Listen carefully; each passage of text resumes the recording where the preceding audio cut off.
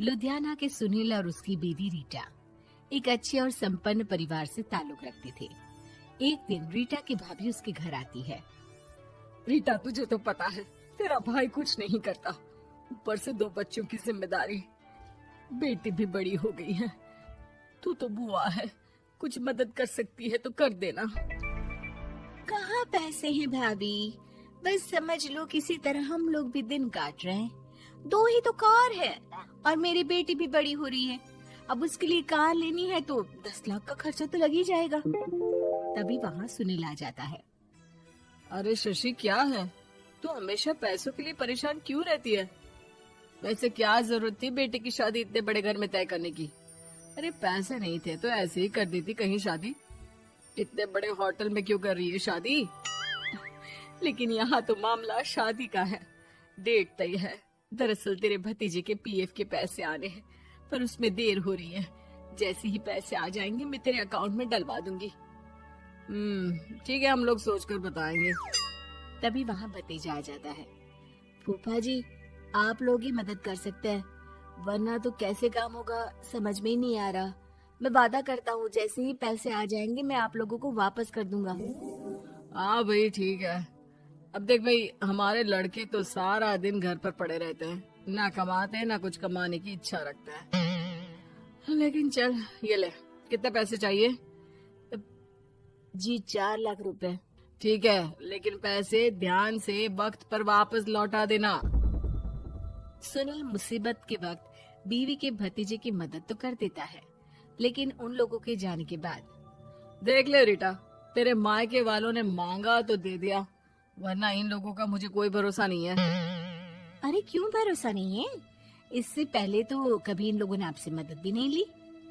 हाँ, ली तो नहीं, लेकिन पैसे की किल्लत ही रहती है ना इन लोगों के पास। अरे ठीक है ना, नहीं लौटा पाए तो भतीजे के ससुराल से निकाल देंगे। सुना है बड़े घर में शादी हो रही है। सुनील और रीटा पैसे तो दे देते हैं, लेकिन अगले रोज ही। हाँ भाई साले साहब, क्या हाल है? ठीक हूँ जीजा जी। क्या बात है, सालों बाद आपका फोन, जरूर कोई बात होगी, बताइए ना। अरे वो तेरी बड़ी भाभी आई थी, बेटी की शादी कर रही है ना, तो पैसे लेने के लिए मैंने दे दिए 4 लाख। सोचा भाई किसी गरीब की बेटी की शादी हो रही है, पुण्य मिल जाएगा। अच्छा किया जीजा जी, उनका बेटा बहुत मेहनती है, जल्द ही लौटा भी देगा। वहीं रीटा भी फोन करके हर किसी को पैसे देने की बात करती है। रीटा की भाभी शशि के पास उसके भाई का फोन आता है। तूने सुनील से पैसा लिया है क्या? नहीं भाई, सिर्फ बात की है, बोल तो रहा है कि दे देगा। वो लोग मदद करने वालों में से नहीं है, और मदद कर भी दे लेकिन समाज में गा गा कर हालत बुरी कर देते हैं।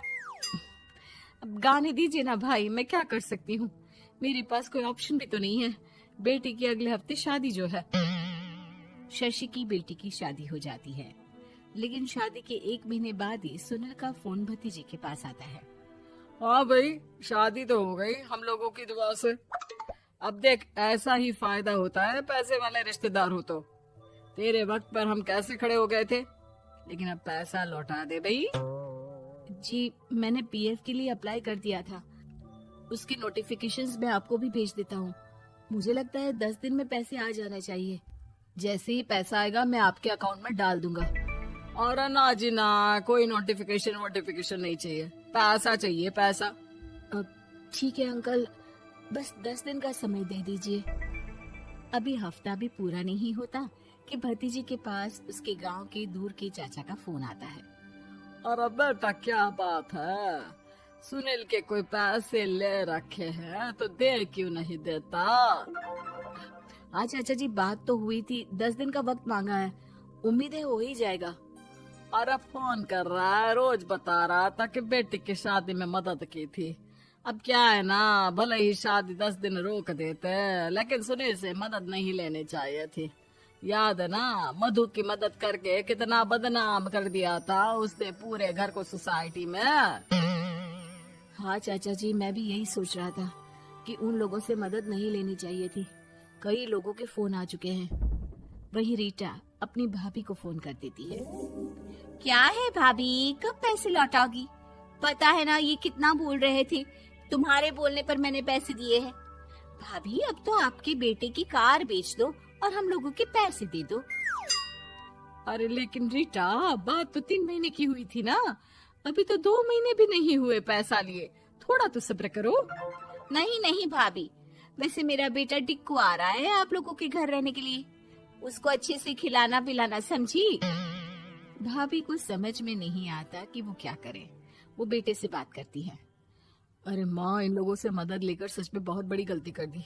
मुझे खुद समझ में नहीं आता कि कैसे इन लोगों के पैसे जल्द से जल्द दे दूं। तभी डोरबेल बजती है और रीटा का बेटा टिक्कू घर में आता है। आओ बेटा, मामी के घर पहली बार आए हो रहने? आप पापा बोल रहे थे कि आप लोग पैसे का ब्याज तो दे नहीं पाओगे, तो तब तक मैं यहीं रह लूं। और हाँ, मैं एसी के बिना नहीं सो पाता। आप लोग अपना देख लेना और पैसे जल्दी लौटा देना, क्योंकि मैं थोड़ा जल्दी जाना चाहता हूँ। रीटा का फोन शशि के पास आता है। भाभी, पैसे कब तक दोगे? बेटी की विदाई के बाद शशि के घर का माहौल बिल्कुल बदल जाता है। वो हर वक्त बेटे से उसके पीएफ के पैसे पूछती, और पीएफ यानी कि सरकारी काम। आजकल में पूरा 1 महीना और बीत जाता है। भाभी, मैं और ये अमेरिका जा रहे हैं, घूमने के लिए पैसों की बहुत जरूरत है। रीटा, मैं पूरी कोशिश कर रही हूँ कि जल्द से जल्द पैसे का इंतजाम कर दूं, लेकिन पक्का नहीं बोल सकती। तभी सुनील का फोन भतीजे के पास आता है। देख माना 3 महीने की बात हुई थी पैसे लौटाने के लिए, लेकिन अभी मुझे पैसों की काफी जरूरत है। मैं अमेरिका जा रहा हूँ, तो पैसे मैंने किसी से ब्याज में पकड़ लिए हैं। तू हर महीने 4 लाख का 20,000 ब्याज डाल देना मेरे अकाउंट में। सुनील फोन रख देता है, लेकिन भतीजा काफी परेशान हो जाता है। वो ऑफिस से शाम को घर आता है कि माँ पूछती है, क्या हुआ बेटा? बेटा माँ को सारी बात बता देता है। माँ भगवान के सामने हाथ जोड़कर खड़ी हो जाती है और रोने लगती है कि तभी बेटे का मोबाइल पर मैसेज बजता है। माँ, पीएफ के पैसे आ गए। और वो ऑनलाइन ही सुनील के पैसे वापस कर देता है। भला हो भगवान का।